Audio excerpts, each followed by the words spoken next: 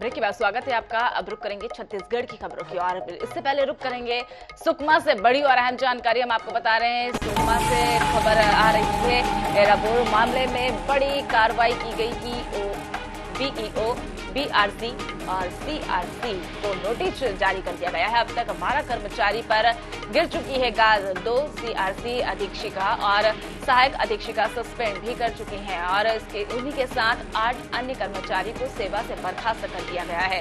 तो ये बड़ी और अहम जानकारी हम आपको बता रहे हैं। एराबोर मामले में बड़ी कार्रवाई की गई है जिसमें बीईओ, बीआरसी और सीआरसी को नोटिस जारी कर दिया गया है। अब तक 12 कर्मचारियों पर गाज गिर चुकी है। तो ये बड़ी और अहम जानकारी हम आपको बता रहे हैं। 2 सीआरसी अधीक्षिका और 2 सहायक अधीक्षिका को बर्खास्त कर दिया गया है। उन्हीं के साथ 8 अन्य कर्मचारी को भी बर्खास्त किया गया है। तो ये बड़ी और अहम जानकारी हम आपको बता रहे हैं। बीईओ, बीआरसी और सीआरसी को नोटिस जारी कर दिया गया है। 12 कर्मचारियों पर अब तक गाज गिर चुकी है। 2 सीआरसी अधीक्षिका और सहायक अधीक्षिका को सस्पेंड भी कर दिया गया है और इसी के साथ 8 अन्य कर्मचारियों को बर्खास्त किया गया है। तो ये बड़ी और अहम जानकारी हम आपको बता रहे हैं। बीईओ, बीआरसी और सीआरसी को पर नोटिस जारी कर दिया गया है। अब तक 12 कर्मचारी जो है बर्खास्त कर दिए गए हैं। तो बड़ी और अहम जानकारी जो है हम आपको बता रहे हैं, रायपुर से सामने आ रही है। इस वक्त की बड़ी और अहम जानकारी रायपुर से सामने आ रही है। नीलेश, आपको बता दें कि जो नीलेश सामान्य प्रशासन विभाग ने नोटिस जारी कर दिया गया। विधानसभा चुनाव में अहम भूमिका होने वाली है। नीलेश क्षीर सागर बनाए गए संयुक्त, इस वक्त की बड़ी और अहम जानकारी हम आपको बता रहे हैं। नीलेश क्षीर सागर को बनाए गए संयुक्त मुख्य निर्वाचन पदाधिकारी। सामान्य प्रशासन विभाग ने जारी किया गया उनके द्वारा नोटिस। विधानसभा चुनाव में होगी अहम भूमिका। ये बड़ी और अहम जानकारी जो है रायपुर से सामने आ रही है। विधानसभा चुनाव में अहम भूमिका रहने वाली है। नीलेश क्षीर सागर को बनाया गया है संयुक्त मुख्य निर्वाचन अधिकारी। ये बड़ी और अहम जानकारी हम आपको बता रहे हैं। नोटिस भी जारी हो चुका है। ये नोटिस की पत्रिका जो है वो भी हम आपको बता रहे हैं, रायपुर से सामने आ रही है।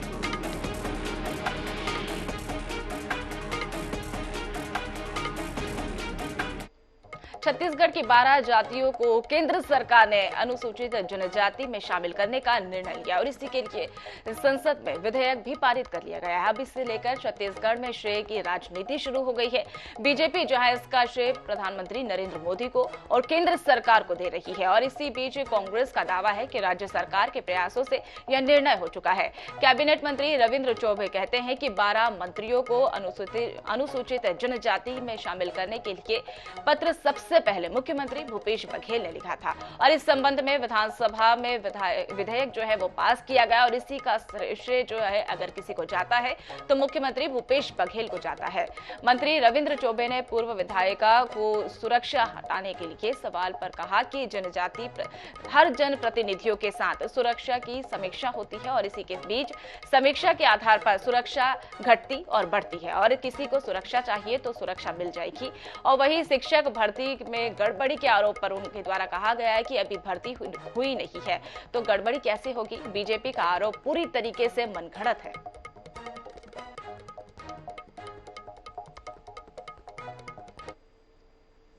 जनप्रतिनिधियों की सुरक्षा की समीक्षा की जाती है। कितनी सुरक्षा किसको कब चाहिए ये लगातार समीक्षा का विषय है और उसके कारण कुछ लोगों की सुरक्षा बढ़ाया जाता है, कुछ लोगों की सुरक्षा में कटौती की जाती है। अभी तो शिक्षकों की भर्ती ही नहीं हुई। नंबर 1, 9,500 शिक्षकों की भर्ती की प्रक्रिया व्यावसायिक परीक्षा मंडल के द्वारा लगभग पूर्ण कर ली गई है। नंबर 2, अगस्त महीने तक वो खाली स्कूलों में उनकी पदस्थापना जारी की जाएंगी। 12 जातियों को अनुसूचित जनजाति में शामिल किए जाने को लेकर अब छत्तीसगढ़ में जुबानी जंग शुरू हो गई है और वो थमने का नाम नहीं ले रही है। जहां बीजेपी और कांग्रेस के बीच इसे लेकर श्रेय की राजनीति हो रही है। बीजेपी और कांग्रेस के ट्विटर हैंडल में एक दूसरे के खिलाफ लगातार ट्वीट किए जा रहे हैं और वही एक दूसरे को मुर्गा और गधा तक कहा जा रहा है। इसे लेकर मंत्री शिव डहरिया ने कहा कि आरोप प्रत्यारोप तो होते रहेंगे लेकिन शब्दों की मर्यादा होनी चाहिए। बीजेपी के लोग लगातार लगातार गलत शब्दों का प्रयोग कर रहे हैं। उन्होंने कहा कि मुख्यमंत्री भूपेश बघेल के प्रयासों से 12 जातियों को अनुसूचित जनजाति के लिए उन्हें शामिल करने का फैसला हुआ है और इसी का श्रेय तो मुख्यमंत्री को ही मिलना चाहिए। और इसी बीच मंत्री शिव डहरिया से बातचीत करते हुए हमारे सहयोगी गौरव शर्मा ने उनसे बातचीत की। क्या कुछ इसमें अहम रहा, आइए हम आपको सुनाते हैं। जनजाति में शामिल करने का विषय हो या रायपुर से दुर्ग तक बस चलाने की बात हो, श्रेय की राजनीति छत्तीसगढ़ में शुरू हुई। इस वक्त नगरीय प्रशासन मंत्री शिव डहरिया हमारे साथ हैं। श्रेय की राजनीति जिस तरह से शुरू हुई और भारतीय जनता पार्टी आप लोगों को जिस तरह से टिप्पणियां कर रही, क्या कहेंगे? देखिए, भारतीय जनता पार्टी के लोग मानसिक रूप से दिवालियेपन के गार पहुंच गए हैं। वो हमारे नेताओं को गधा कह रहे हैं और कई अन्य तरह से जो अशोभनीय शब्द है उनका उपयोग कर रहे हैं, जो राजनीति में भी है तो एक सूचिता होनी चाहिए और लोगों के बारे में जो टिप्पणी है वो साफ सुथरी टिप्पणी होनी चाहिए। जहाँ तक मात्रात्मक त्रुटि का सुधार है, 15 साल भारतीय जनता पार्टी के रमन सिंह जी मुख्यमंत्री रहे, उन्होंने इन त्रुटियों को सुधारने के लिए केंद्र के पास क्यों नहीं भेजा? हमारे 12 लगभग आदिवासी समाज के भाई लोग थे, 12 जातियों के, उन लोगों को उसका लाभ नहीं मिल रहा था। 15 साल उन लोगों ने धरना प्रदर्शन किया, हड़ताल किया, रमन सिंह जी ने उस पर कभी कोई ध्यान दिया नहीं। माननीय भूपेश बघेल जी ने इस बात को संज्ञान में लिया और उन मात्रात्मक त्रुटियों को सुधार के लिए केंद्र सरकार के पास भेजा। तो केंद्र की गलती ही थी, उसे क्यों सुधारने के लिए भेजा गया था? अब वो कहेंगे कि गलती राज्य सरकार की थी। जो जाति के संबंध में नोटिफिकेशन होता है वो केंद्र सरकार के द्वारा ही होता है। गलतियां उन्हीं से हुई थी। हमारे भूपेश बघेल जी को सुधार करने के लिए भिजवाया और उसमें सुधार हुआ। तो गलती तो केंद्र की थी, उसको सुधार हमारे भूपेश बघेल जी के नेतृत्व में हुआ है। ये जिस तरह की भाषा चल रही है पिछले कई दिनों से देख रहे हैं हम लोग, चाहे विधानसभा हो चाहे ट्विटर हो, इसको कितना सही मानते हैं? देखिए, ट्विटर में हो, फेसबुक में हो, इंस्टाग्राम में हो या जो सोशल मीडिया में हो, इसमें सूचिता का ध्यान रखना चाहिए। लोगों को जो बातें करनी है वो सभ्यतापूर्वक बात होनी चाहिए। तो ये हमारे साथ मंत्री शिव डहरिया थे जिनका कहना है कि सूचिता का ध्यान भी रखना जरूरी है। किसी भी तरह से ऐसी भाषा का प्रयोग नहीं होना चाहिए जो अपमानजनक हो। कैमरामैन इकराम कुरैशी के साथ गौरव शर्मा, NS24/7 रायपुर।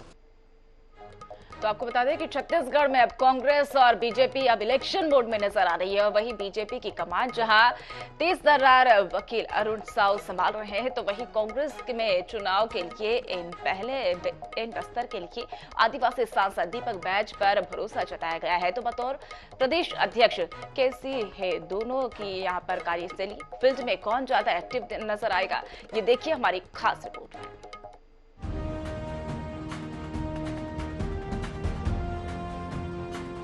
अब तक दीपक बैज बतौर सांसद छत्तीसगढ़ के मुद्दों पर संसद में आवाज बुलंद कर रहे थे, कांग्रेस को बस्तर में मजबूत करने की रणनीति पर काम कर रहे थे। लेकिन अब उनके पास पूरे प्रदेश की जिम्मेदारी है।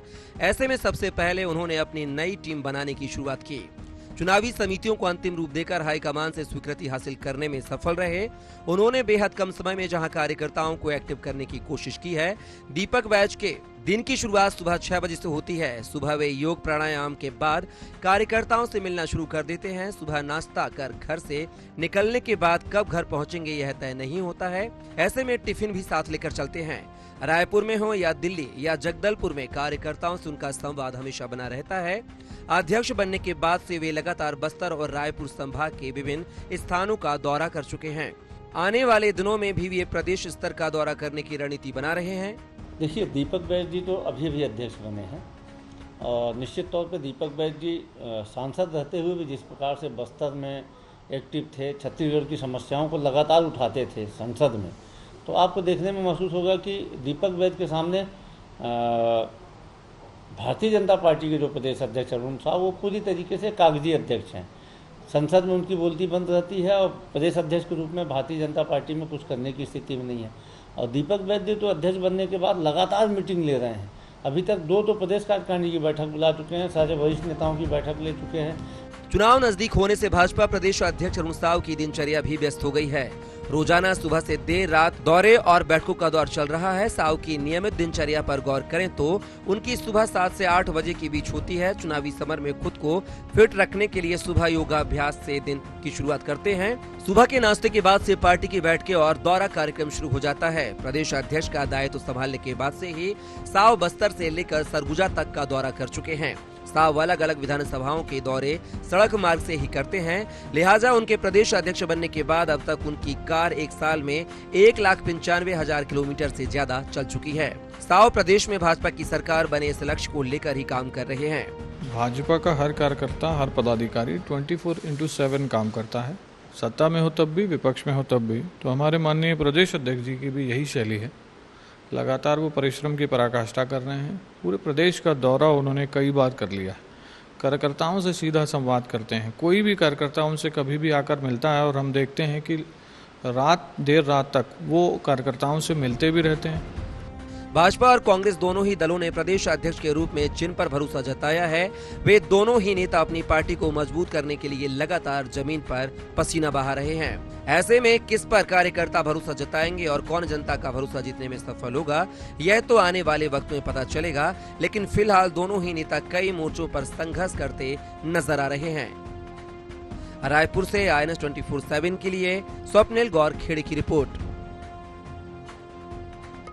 छत्तीसगढ़ श्रम कल्याण मंडल के अध्यक्ष शफी अहमद अपने एक दिवसीय प्रवास पर राजनांदगांव जिले के दौरे पर पहुंचे, जहां पर वे तेजसरा में आयोजित श्रमिक सम्मेलन का कार्यक्रम में उनके द्वारा शामिल किए गए हैं और इसी के साथ शहर में आयोजित कई कार्यक्रमों में उनके द्वारा शिरकत की गई है। और इसी दौरान पत्रकार वार्ता में अहमद ने किसानों के मुद्दे पर बातचीत की और इस दौरान बड़ी संख्या में कांग्रेस कार्यकर्ता और पदाधिकारी मौजूद रहे।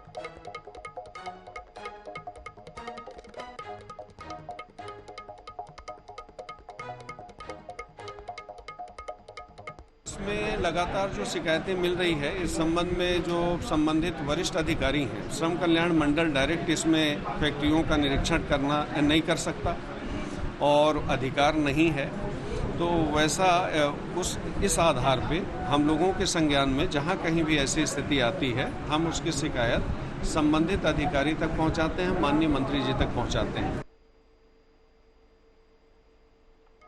रायपुर नगर निगम में MIC की बैठक में 27 एजेंडे पर चर्चा की गई और इसमें कई प्रस्तावों पर मुहर भी लगी गई है। वहीं VIP रोड पर अब कौशल्या माता चौक के नाम से उन्हें जाना जाएगा और इस बैठक को लेकर महापौर एजाज डेबर से खास बातचीत की हमारे सहयोगी मोनिका दुबे ने सुनी। काउंसिल की बैठक रखी गई और बैठक में तमाम एजेंडों समेत अन्य शहर के मुद्दों पर चर्चा की गई। हमारे साथ महापौर एजाज डेबर जी हैं, सीधे उनसे बात करेंगे। किन किन एजेंडों पर चर्चा की गई है? देखिए, 27 एजेंडों पर आज चर्चा की गई। बहुत सारे विकास, शहर से विकास से जुड़े हुए मुद्दे थे। रोड, नाली, नई सड़कें, उसके अलावा कुछ दुकानों के मुद्दे थे, कुछ नामकरण के जो प्रमुख मुद्दे थे, जिसपे मैं आपको बताना चाहूँगा। एक तो हमने बॉन्ड जारी कर रहे हैं करीब 200 से 250 करोड़ का। तो जो हमारी जितनी भी प्रॉपर्टी है पुरानी, जैसे कि पुराना नगर निगम, जैसे भैंसथान, जैसे स्पोर्ट्स कॉम्प्लेक्स, आपका हिंदू स्पोर्टिंग मैदान, 80 बसेस लेने का हमारा वो चल रहा है। हमारा जो STB में जो बैक वॉश वाटर है, वो उसको भी हम पानी बेचने के लिए वो प्लान कर रहे हैं।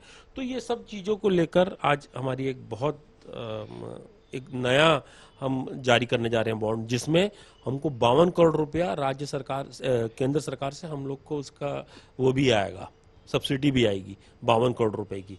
तो एक अच्छी चीज रायपुर में हम लोग करने जा रहे हैं। सर, नई नीतियां क्या होगी MIC की बैठक के बाद, क्योंकि नगर निगम के पास भी चुनाव आने वाले हैं, ऐसे में बहुत सारे टास्क हैं। देखिए, बहुत सारी नई नीतियां हमारे पास में। हमने पहले कहा हम बॉन्ड जारी कर रहे हैं, हम रोडों को वो करेंगे, जितनी भी हमारे रोड गड्ढा में जो अभी गड्ढों में दिख रही है, क्योंकि वो गड्ढे भी इसलिए क्योंकि शहरों में काम चल रहे हैं। बहुत जल्दी शहर में लोगों को एक अच्छा जो पूरे जो सड़क खुद गई है वो पूरा अच्छी सड़क बन जाएगी। हमारे जो पूरे गुच्छों को शहर दिखता है वो सुंदर दिखने लगेगा।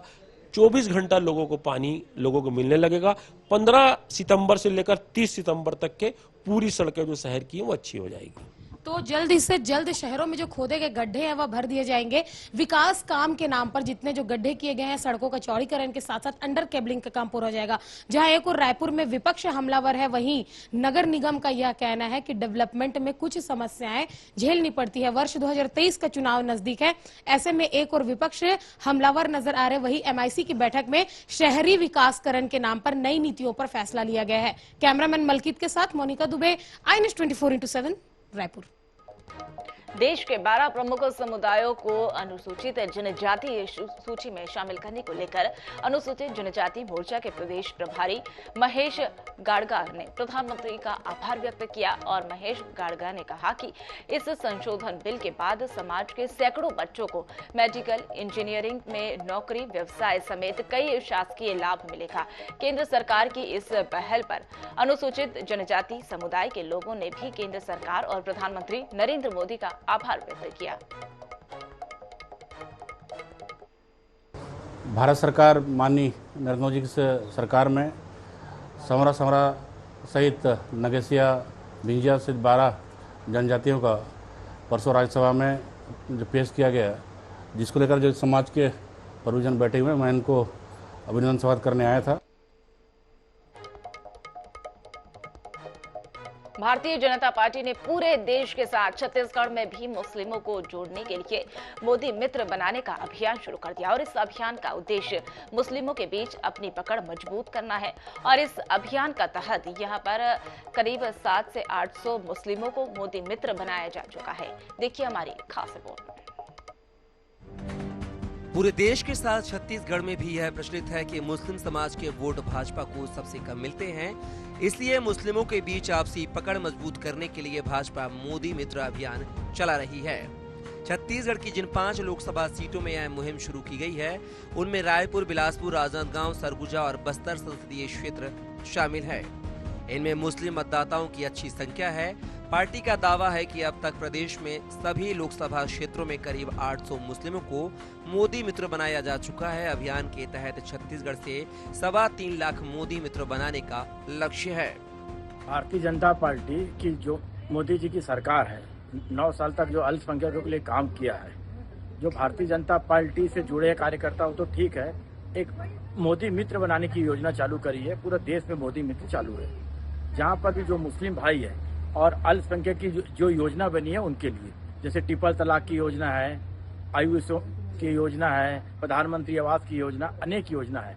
और चूंकि लोग भाई नरेंद्र मोदी जी से पूर्ण रूप से सहमत है और उनके कार्य से खुश है, उसके कारण मोदी मित्र बनाया जा रहा है। अभी हम 5 लोकसभा में चयन किए गए हैं। 5 लोकसभा में करीबन 750-300 ऐसे मोदी मित्र बन रहा है और जनता का अच्छा हमको रिस्पांस मिल रहा है और मोदी जी के प्रति जनता का विश्वास बढ़ रहा है। पिछड़े वर्ग के पसमानदा मुस्लिमों को जोड़ने के लिए भाजपा 27 जुलाई से स्नेह यात्रा भी निकालने जा रही है। यह यात्रा दिल्ली से शुरू होकर पूरे देश में भ्रमण करेगी। यह यात्रा उड़ीसा से चुनावी राज्य छत्तीसगढ़ भी आएगी। अब देखने वाली बात यह होगी कि मोदी मित्र अभियान से मुस्लिम वोटर्स को साध पाने में भाजपा कितनी कामयाब होती है।